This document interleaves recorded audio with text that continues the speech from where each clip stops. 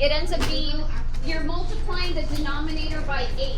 So what's 4 times 8? 32. So your first cut is pi 32. It's really easy, okay? So they're in parts. So when you guys quiz or you guys test off of this, there'll be steps so that you don't feel like, if you don't know all of it, like this one, you don't feel like, I don't even know what I'm doing. No, we'll have an amplitude, and then we'll have a vertical shift, and then you'll have the all of it, everything, so that way you can show like, hey, I know these two, but the third one, the period is just kind of throwing me off. Okay, and then you guys need your calculators on this because you have to type in, I don't know what my calculator's like. Oh, is that my calculator or her calculator? I think that's hers. Wait, I think it's yours. Oh, okay. Just as long as I know. No, you can have it. I'm done. Are you? Yeah. Okay. Just because I need it for this. If you need it back, I can give it back to you. Okay. So, look, you have to get your 45 degree because we're gonna go 45 degrees, 90 degrees.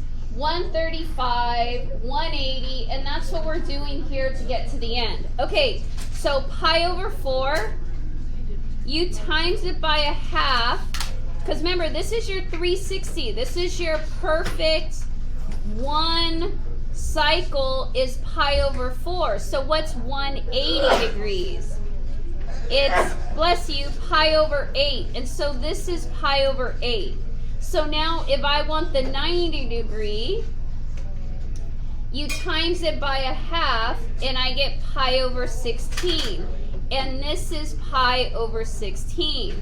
But now I want the 45 degree, which is, this is what we want, pi over 16 times 1/2. Oh, I didn't realize I was losing space. And I get pi over 32, and that is going to be my pi over 32. That is my first, here, let me kind of do this so you guys could see it. That's my first cut. Oh, you can't see. That's my first 45 degree. And so that's what we have here is this pi over 32. So now it's pi over 32, 2 pi over 32, 3 pi over 32, 4 pi over 32, 5 pi over 32, 6 pi over 32, 7 pi over 32, 8 pi over 32. And that's what you guys end up doing. Okay? Okay, so let me 2 pi over 32, 3. Afterwards, I'm going to use this because I'm going to simplify it. But just give me a second.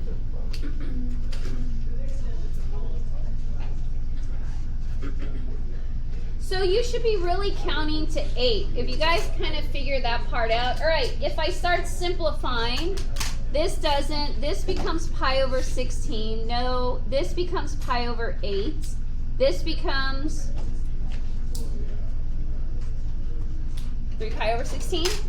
Nothing, and this is pi over 4, and so see, it works out because that's my period. Okay, so that's what I'm going to write here on my x-axis, okay? So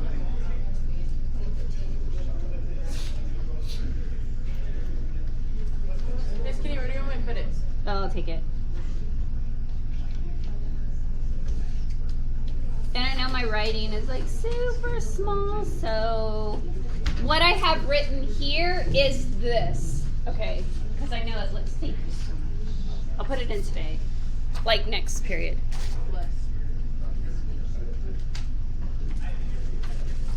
Okay, from there, you guys just have to go back to a calculator and type the thetas with those pi's that you have. That's it. So this just becomes calculator. So let me just type the first one and then I'll kind of move out of the way. Or,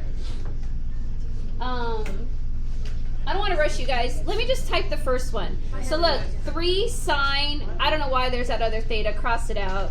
8 times, I'm going to type pi over 32, close the, whoops. Go. Close the parenthesis, plus 2.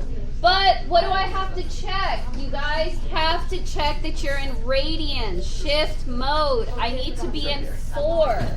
radian mode, hit equal, and I get 4.12. So here I get 412.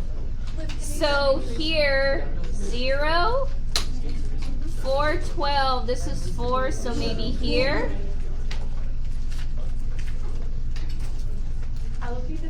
Okay, let me stop the video and then let me just type a bunch of them into the calculator and I'll re-record. Let me get all the values up until pi 32 so you guys can verify on your calculators and then check, grab a calculator because there's not that many grabs, and then check that you're in radians.